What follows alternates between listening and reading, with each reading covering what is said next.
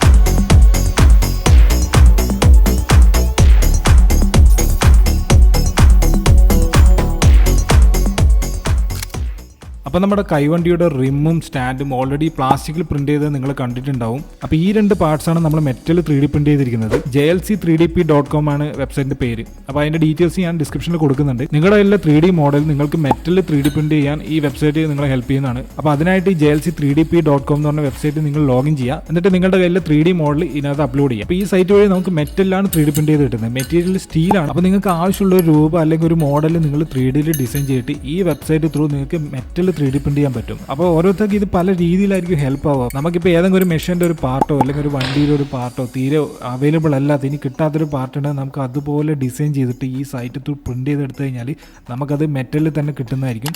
അപ്പോൾ ഇതിനായി ഈ സൈറ്റിൽ നിങ്ങൾ ലോഗിൻ ചെയ്യുക. അതിനുശേഷം നിങ്ങളുടെ കയ്യിലുള്ള ഫയൽ ഇതിനകത്ത് അപ്ലോഡ് ചെയ്യുക. എന്നിട്ട് സബ്മിറ്റ് ചെയ്യുക. സബ്മിറ്റ് ചെയ്ത് കഴിഞ്ഞാൽ അവിടെയുള്ള എഞ്ചിനീയേഴ്സ് അത് ചെക്ക് ചെയ്തിട്ട് ആ ഫയൽ ഓക്കെ അല്ലേ എന്നുള്ള കാര്യം നമ്മൾ അറിയിക്കും. അപ്പോൾ ആ അപ്രൂവൽ കിട്ടിക്കഴിഞ്ഞാൽ നമുക്ക് ഇതിൻ്റെ പേയ്മെൻറ്റ് ചെയ്യാനുള്ള ഓപ്ഷൻ തരും. നമ്മൾ ഫയൽ അപ്ലോഡ് ചെയ്യുമ്പോൾ തന്നെ ടോട്ടൽ എത്ര കോസ്റ്റ് ആവും, എത്ര ടൈം എടുക്കും എന്നുള്ള കാര്യങ്ങളൊക്കെ അവിടെ കാണിച്ചു തരും. നമ്മുടെ ഫയൽ അപ്രൂവൽ കൺഫർമേഷൻ കിട്ടിയതിന് ശേഷം നമ്മൾ ഓർഡർ പ്ലേസ് ചെയ്താൽ മതി. ഇതിൻ്റെ ക്വാളിറ്റി ഒരു രക്ഷയില്ല. നല്ല വെയിറ്റ് ഫീൽ ചെയ്യുന്നുണ്ട്. നല്ല ഹാർഡാണ്. സ്റ്റീലാണ് മെറ്റീരിയൽ.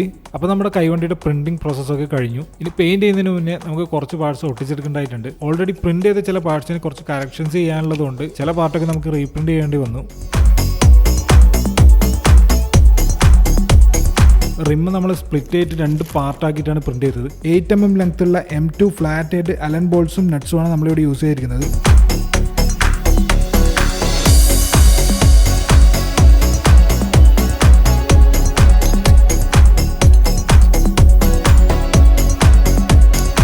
അപ്പോൾ നമ്മുടെ ട്രോളിക്ക് പെയിന്റ് കൊടുക്കുന്നതിന് മുന്നേ പെയിന്റ് ഇല്ലാതെ എങ്ങനെ ഉണ്ടാവുമെന്ന് നമുക്കൊന്ന് കണക്ട് ചെയ്തിട്ട് നോക്കാം.